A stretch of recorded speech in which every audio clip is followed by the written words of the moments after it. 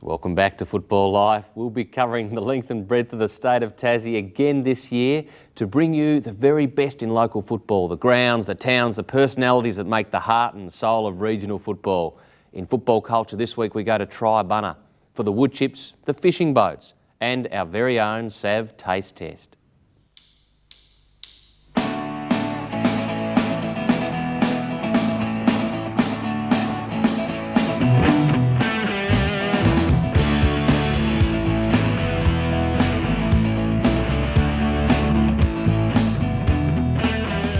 Football Culture today brings us to the wide open spaces of the Triabunna Football Club on the east coast of Tasmania. Triabunna this year has joined the Oatlands District Football Association, a competition originally formed in 1952 as a football forum for the communities of the southern Midlands of Tasmania. Tunbridge, Woodsdale and Paratar were the first teams in the ODFA. Tunbridge won the first flag in 1952 and Woodsdale won the premiership last year. Today, Triabunna are joining the competition and taking on last year's runner-up, Kempton. The local economy here in Triabunna is very much dependent on primary industry. In fact, I'm standing in front of a wood chip mountain from Tasmania's very first wood chip mill, which currently employs 68 people on site and up to 200 contractors throughout the year.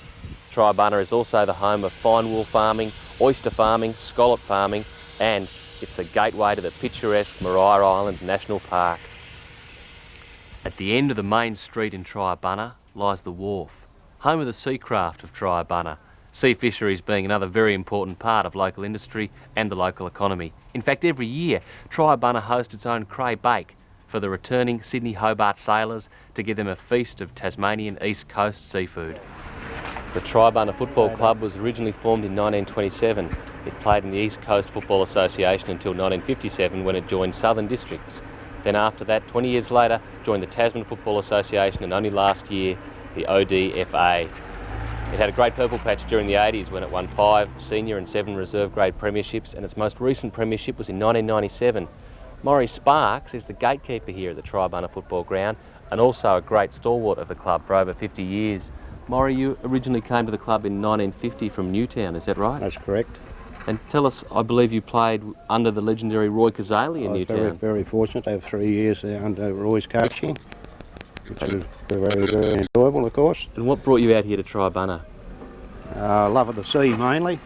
Come up here fishing, and then coached them in 52, 53. Took them premiers in 52. Yep. Hi, how are you? How are you? Well, that's for one to start with. Still a great community feel, obviously, here. Oh, yes. And you obviously get a lot of support here. There's plenty of people been turning up all morning. Yes, it's even when we've had our bad years, Yeah. which all clubs have, we've still had a good support from the public, which is most important, of course. So obviously the football club's a big part of the community. Of course here it at is. Triabunna. Of course it is. That's right.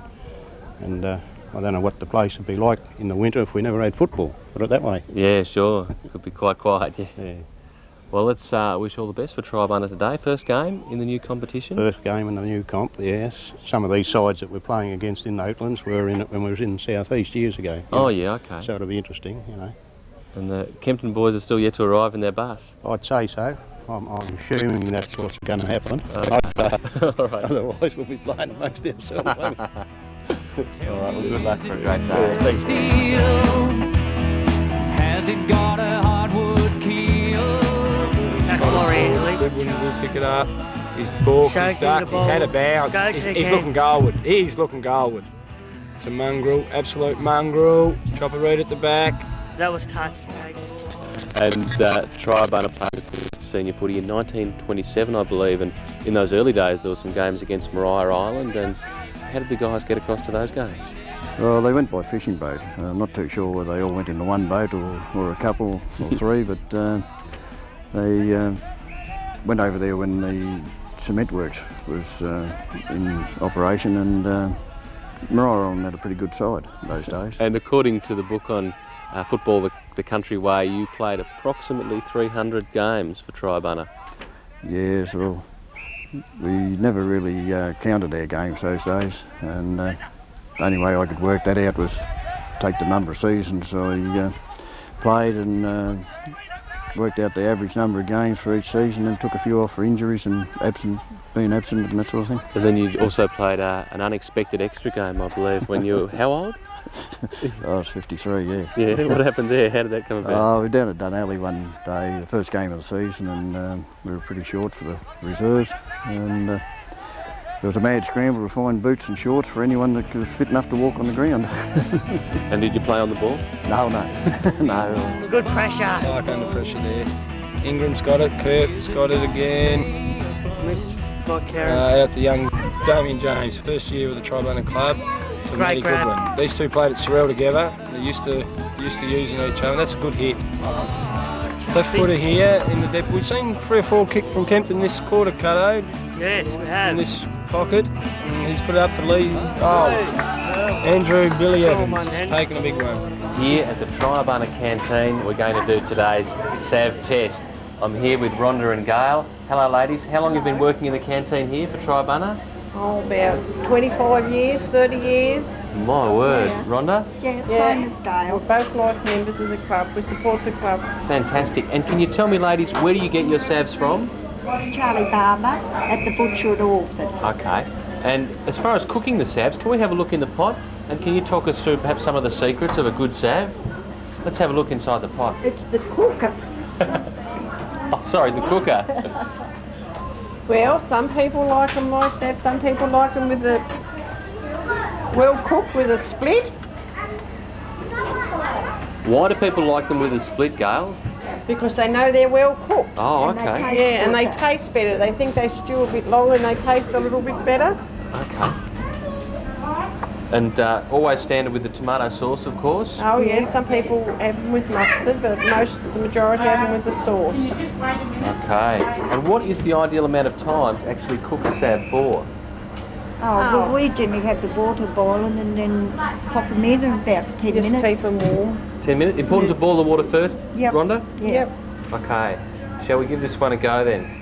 A split SAV from the Triabunna canteen. Yeah. Yum, Might yum. be hot.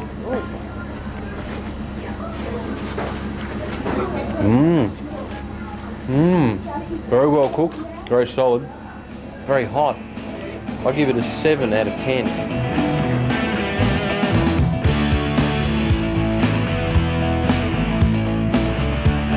Triabunna's opposition for today is the Kempton Football Club, who began playing in the 1840s.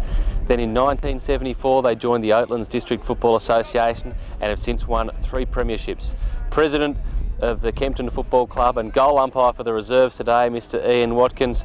Tell us about the Guernsey changes for the clubs over the years, Ian.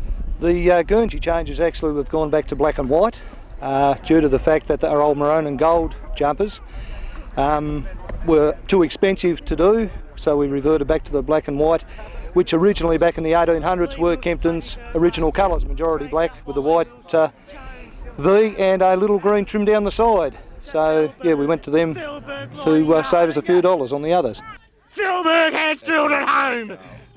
Well, city football, you don't get the family and community sport that you should get in country football. It's sort of not as personal. Country football, if a country football team gets beat up, bloody near the whole community bleeds, you know, they do. And they want the team to win, and that's just a symbol for the people, more or less it is. And but unfortunately, we lost track of things. What is it you love about coming to country footy? Most of the fellas that I've grown up with, mucked around with, had a drink at the pub. Yeah, they're out here. They put 2 nights in a week. They have a run in the cold, in the rain, whatever.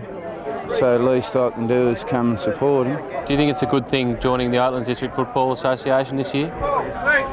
Well, I'm not much into politics, mate, as you can see, but anything that's good for local football is good for me. I like to sit here half full on the fence. That's where I play and enjoy the day. Excellent. Thanks for your time.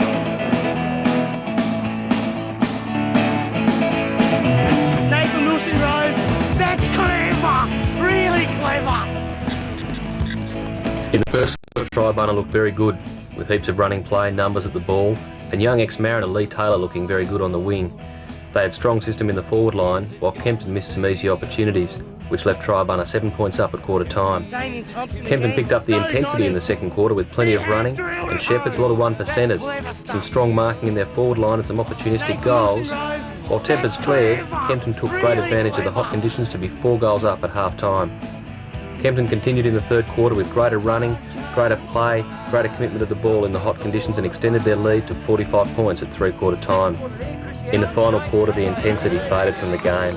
Kempton eventually ran out easy winners by 70 points, due mostly to their height and strength in the forward line, their better fitness in the hot conditions and their commitment to the ball all day. The only unfortunate incident in the day was Tommy Nandon from Triabunna being taken from the ground in an ambulance with a broken leg during the final quarter. Kempton by 70 points. A hard shine waterline, don't you got the water fine?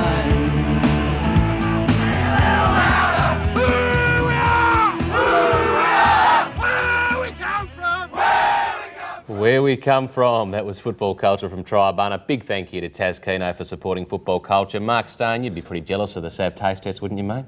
There's only 4 questions I've got, David. Only 4? 4. 1, where's the mustard? Where's the mustard? Yeah, you've got to have mustard with SAVs, Dave. Now, come on, Mark, you can come down from Melbourne and bring your cafe lattes and your silly attitudes with you, but in Tassie we have sauce on a SAV, and that's just the way it is. No mustard. The other thing's also, Dave, I know your haircut, your hair's a bit different. What's the story of your hair? My hair? Dave, it looks just, you look like you've had a haircut. Well, the truth of the matter is, Stoney, I've had a few comments about my hair when I've gone to the regional locations around Tassie, and in Triabunna after the game, the border sort of took me into the club rooms and one of the local shearers came and cheered it off, so there we go. Well, 10 points to the shearers because they've done a great job, I'll tell you that right now. Thanks very much, Stoney.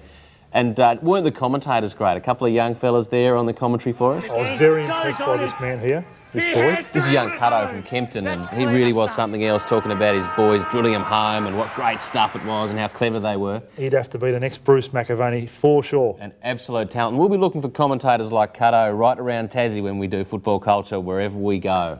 Davo, where are we going next week? Yep, next week we're actually going to Queenstown, Stoney, and you'll be amazed coming down from the comforts of Victoria, because in Queenstown they play their footy on gravel. They're as tough as nails, mate. Unbelievable. A couple of thank yous. We'd also like to thank Ray Singline, who provided the music for that segment, and we'd also like to thank Red Planet Recording in Hobart.